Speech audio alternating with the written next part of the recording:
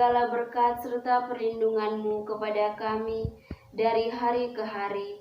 Dan di hari yang baru ini, kami tetap mohon perlindungan daripada-Mu, agar selalu hadir dalam permenungan kami dengan tema bentuk dan cara hidup religius Putri Renya Rosari.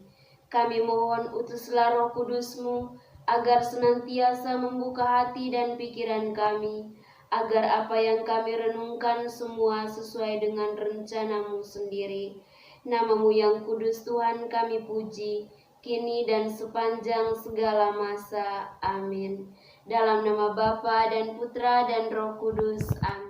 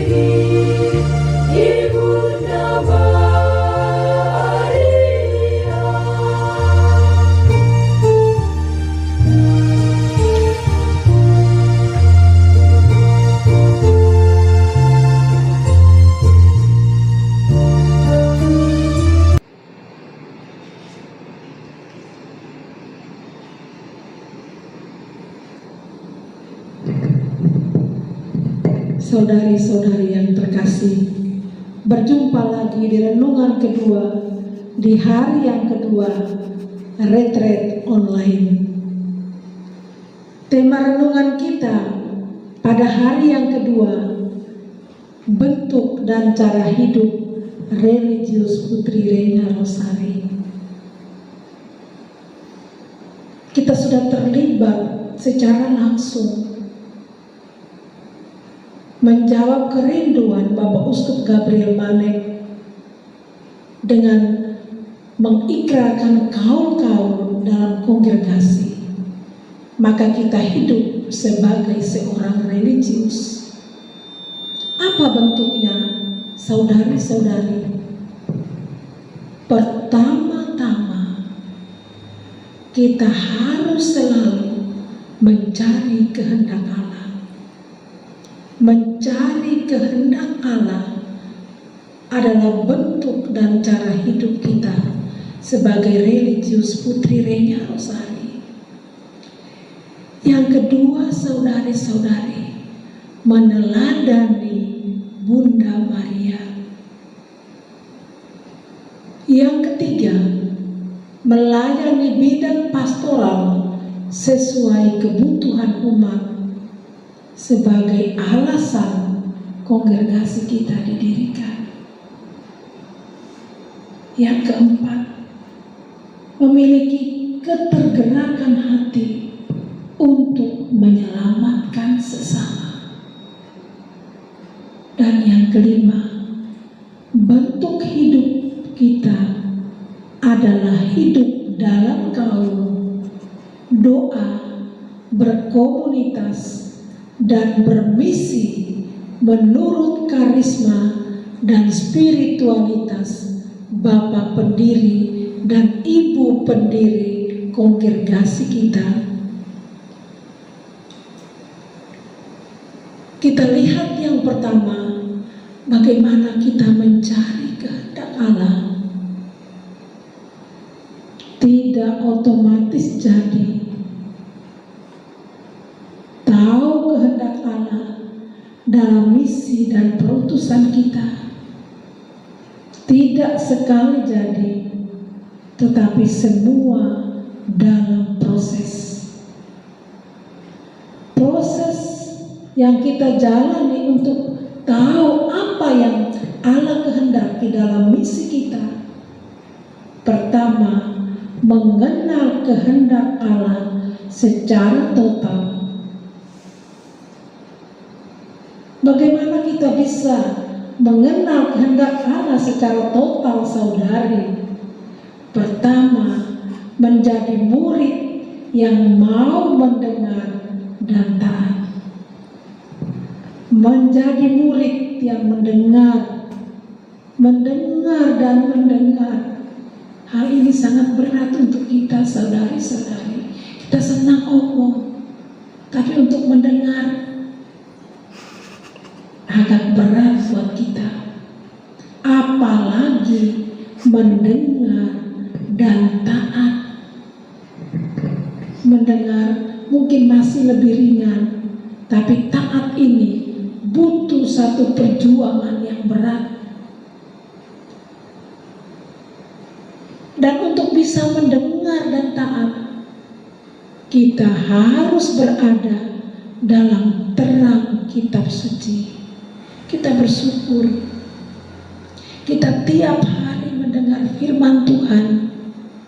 Malam sebelum tidur, dalam doa akhir hari, kita mendengar bacaan untuk besok. Besok pagi kita dengar lagi dalam ibadat pagi. Kita meditasikan, kita kontemplasikan.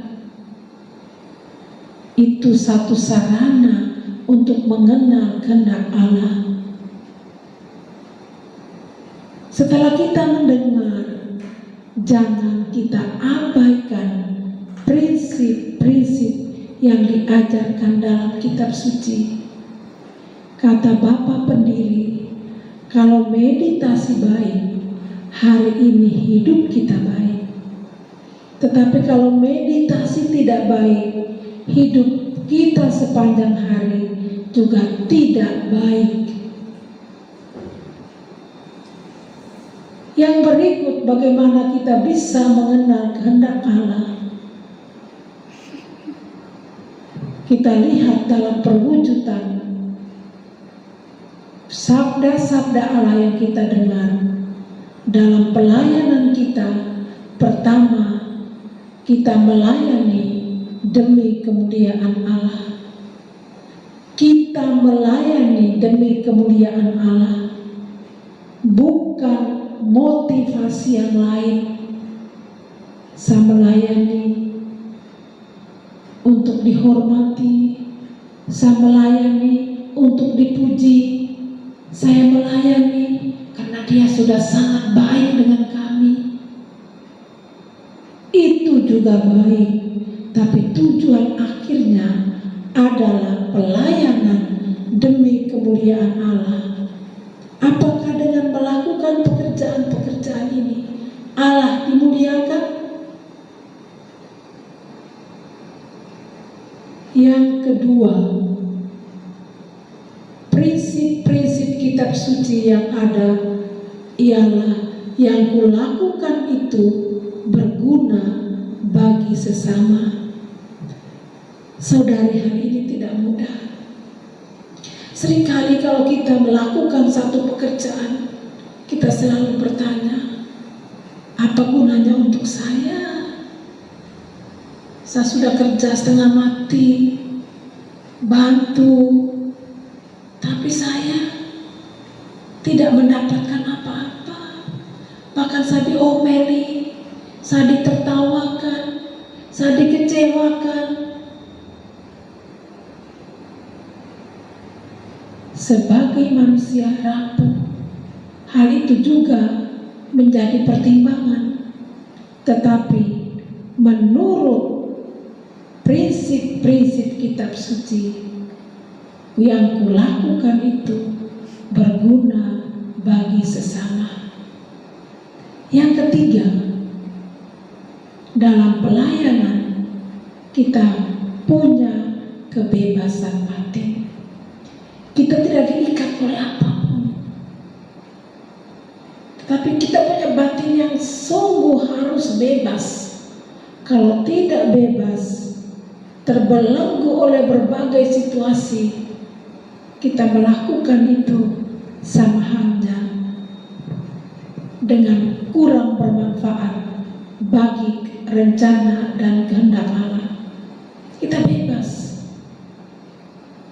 Dan yang keempat, prinsip kitab suci yang perlu menjadi dasar supaya kehendak Allah bisa kita lakukan adalah damai dalam Kristus.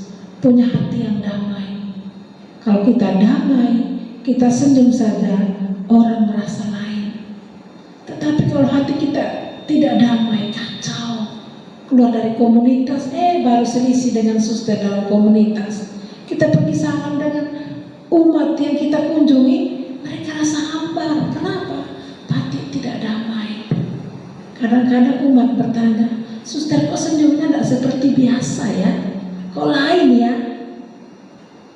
Lalu kita pura-pura, lu tahu aja, saya senyum biasa kok. Tetapi senyum kita kurang memancarkan damai. Maka untuk dapat mengetahui kehendak Allah dalam pelayanan kita, pertama, saya melayani demi kemuliaan Allah. Yang kedua, kulakukan itu berguna bagi sesama. Yang ketiga, saya dengan bebas batin, tanpa ada tekanan-tekanan, tapi saya bebas melayani. Dan yang keempat, hatiku harus damai. Damai dalam Kristus berarti damai dengan semua orang. Sebelum keluar rumah, keluar komunitas, kita harus damai. Saudari-saudari yang terkasih, itulah salah satu model cara hidup sebagai religius Putri Renya Rosari. Cara yang kedua, bagaimana seorang Putri Renya Rosari bisa menampilkan dirinya meneladani Bunda Maria. Meneladani Bunda Maria adalah salah satu prinsip, salah satu harapan dari Bapa Pendiri supaya kita betul-betul meneladani Maria dalam mengikuti Yesus.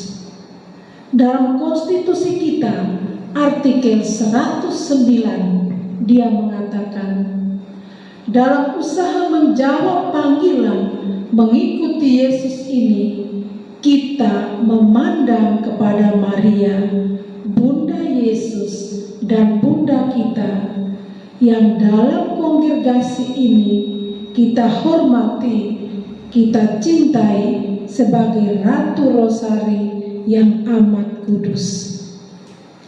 Saudari-saudari yang terkasih, pada zaman akhir ini, bahkan tidak juga asing, kita sering mengatakan, itu dia punya idola.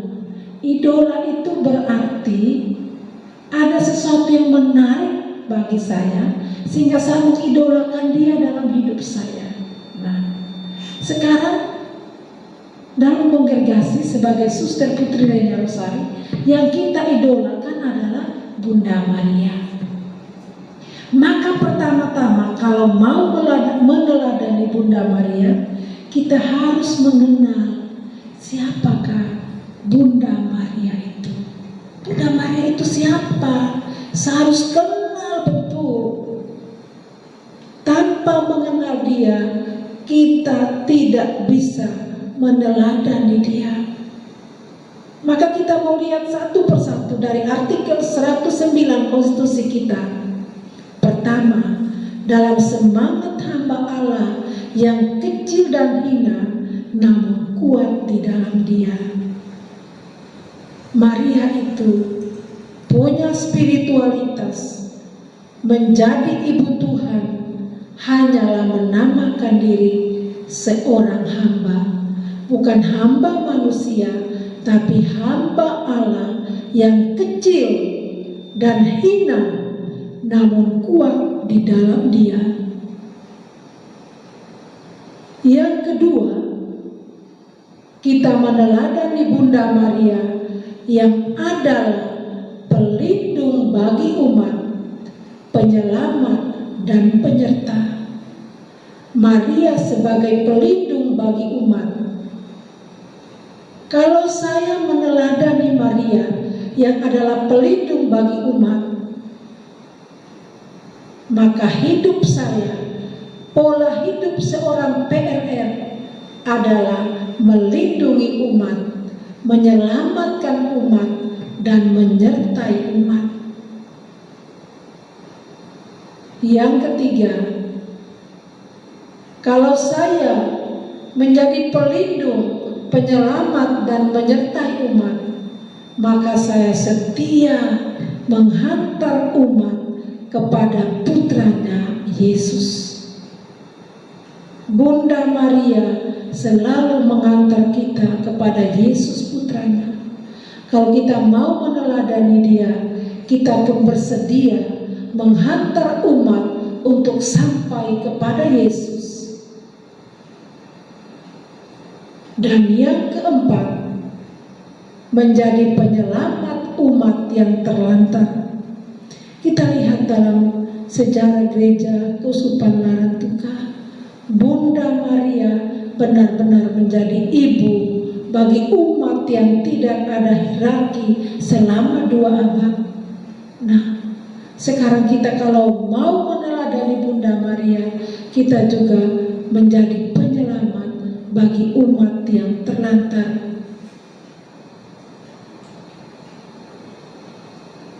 Yang ketiga, pola hidup seorang Putri Renya Rosari tergerak untuk menyelamatkan sesama, tergerak. Warisan pendiri, kita dengar kata-katanya, ingat misi, jangan ingat diri. Kalau kita ingat diri, kita tidak bisa bermisi. Apalagi kalau tempat di mana kita diutus tempatnya susah, tempatnya sulit, tidak ada sinyal, air pun susah. Saya senang beberapa hari yang lalu sebelum saudara kita Suster Maria Odilia berangkat ke Samarinda, beliau masih sakit. Saya tahan, suster jangan dulu berangkat, di sana itu susah. Nanti kalau suster sakit, siapa tolong suster? Rumah kita jauh dari kota, dari masyarakat, dari umat Katolik. Tapi suster sepertinya dia pegang kata warisan pendiri ini. Ingat misi, jangan ingat diri. Dia katakan, kalau di sana ada manusia hidup, pasti saya juga hidup. Suatu ungkapan dari seorang suster yang sangat sederhana, Suster Maria Odilia, betul-betul mengingatkan saya bagaimana dalam bermisi harus tergerak hati untuk menyelamatkan sesama.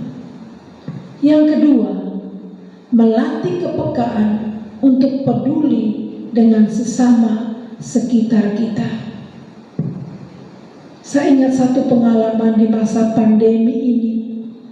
Komunitas kita di Hutan Kayu, suster-suster student, mereka juga hidupnya susah. Hidup dari belas kasih umat, hidup dari kebaikan dan kemurahan sesama komunitas yang lain. Tetapi di masa pandemi ini, di saat mereka mendapatkan begitu banyak sumbangan, mereka dapat begitu banyak masker, yang pertama mereka peduli adalah warga di sekitar rumah komunitas mereka. Mereka mulai membagi telur di plastik-plastik, yang ada di sekitarnya yang hidupnya lebih susah dari mereka. Mereka juga membagi masker. Bahkan mereka mengirim masker sampai antar pulau. Mereka peka untuk peduli dengan sesama di sekitar. Inilah salah satu tergerak untuk menyelamatkan sesama. Dan yang ketiga, kita perlu pembedaan roh untuk bisa menafsir kehendak Allah atau kehendak manusia. Perlu pembedaan roh.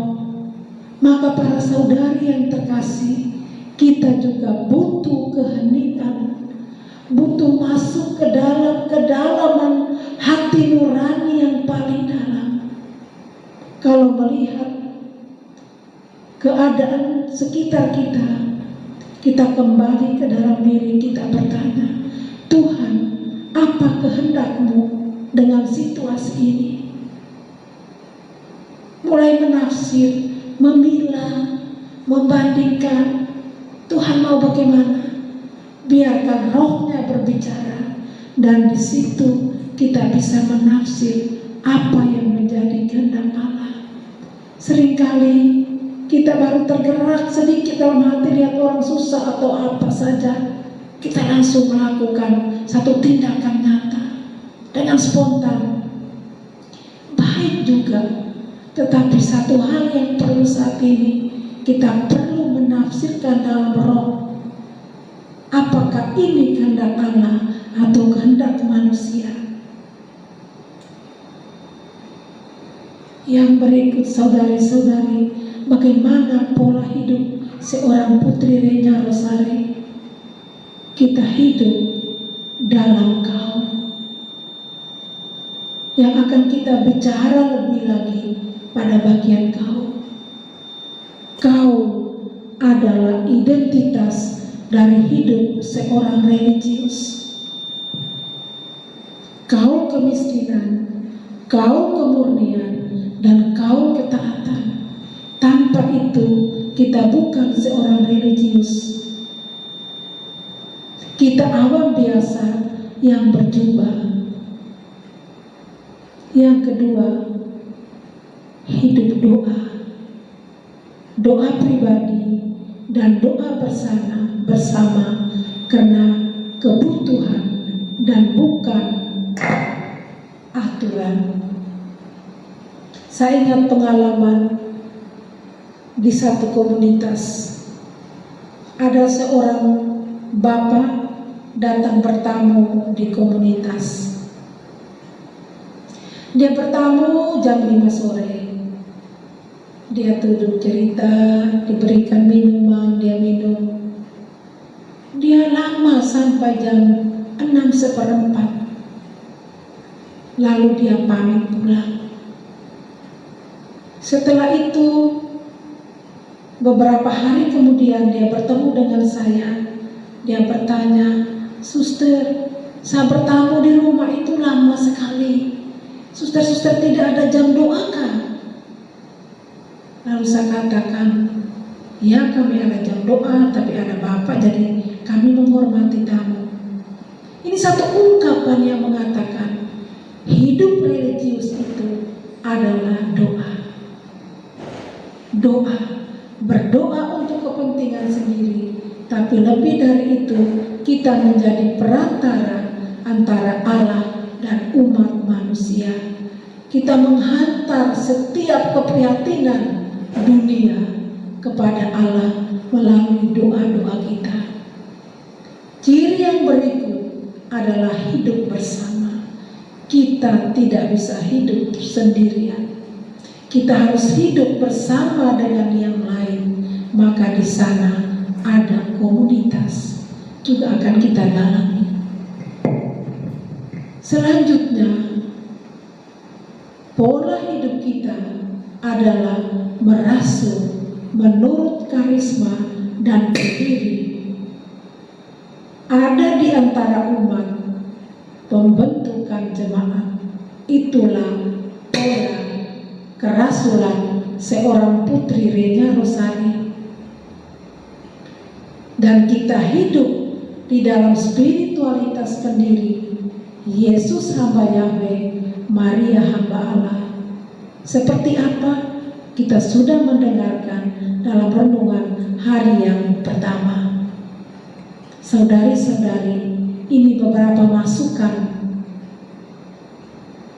Mungkin suster akan merenung dan menemukan yang lebih lagi untuk bisa merefleksikan tentang pola hidup kita sebagai seorang putri Renya Rosari. Maka satu pertanyaan refleksi, bagaimana pengalaman suster dalam menghayati pola dan cara hidup sebagai seorang religius PRR? Renungkan dan bagikan itu kepada sesamamu di komunitas sebagai hadiah dalam kebersamaan. Terima kasih. Tuhan memberkati. Bunda Maria mendoakan kita.